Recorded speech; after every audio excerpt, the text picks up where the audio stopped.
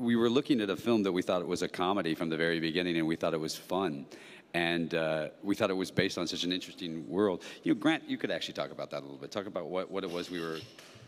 The truth is that this is based on a book written by John Ronson, and he created a world. He created a world for which these characters that we fell in love with, that they so believed in what they were doing. They so believed in the idea that they could walk through walls, that they could kill. Well, maybe not kill the goats, but that they could do these things, that that George and I fell in love with those characters as they were written in the script. And so it was easy from there to sort of infuse the film with that feeling.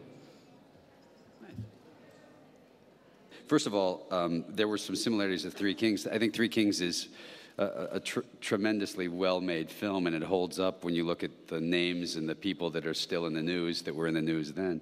But that was a war that was over when we made that film. And the stories that we were talking about were mistakes that were made, and we were able to reflect on them. This one is still ongoing, and there's still a lot of problems. I think that's why it's a difficult thing, why people have had a difficult time making films about this war. Usually it's easier to reflect on them after they're over, not while they're going on. Even if you look at the 70s and films during the 70s, most of the films that were successful after the war was over.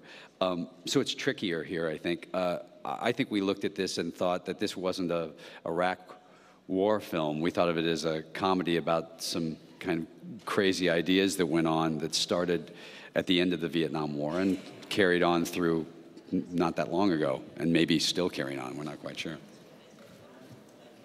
It is quite difficult to play comedy, and the trick of it is that you must try not to play comedy at all, you know, and you know that scenes are supposed to be funny or some moments are funny, but as an actor you always have to play them absolutely for real. If you start trying to play the comedy, it doesn't, well, certainly not the kind of comedy that we wanted in this movie. There are actors that play the comedy. It's not generally as funny as this stuff.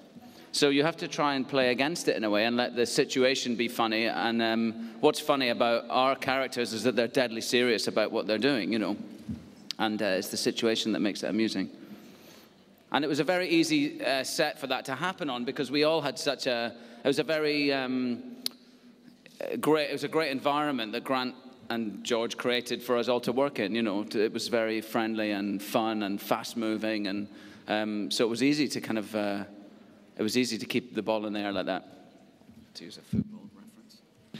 And you know, listen, I love this festival. This festival has always been very, the first time I came here, I brought Out of Sight, which gave it a great send-off, and Grant and I brought Good Night and Good Luck here, and that gave us a great start, and Michael Clayton, and I've been here a lot and had great success here, but it's also, I mean, honestly, there isn't many, this is the only premiere that you come up in a boat in, and the charms of this city aren't new to anyone here. I think it's probably the reason this place fills up with press as well, is because you get to come to Venice and spend time in Italy, in one of the greatest cities in the world. So it's the oldest film festival. It's great. I love being here.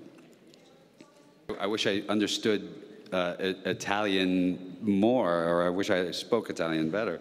I don't quite know enough about the subject matter to comment on another country's issues with press freedoms. If you're having difficult times, you should tell us about it, and maybe we'll make a film about it.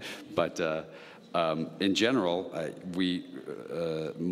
my friends and myself and the filmmakers that I work with tend to side on the side of press freedom almost always. And oftentimes we find that that's been the salvation for mistakes in government. So we always side on the side of press freedoms. I don't really know enough about Italian press to comment on it, but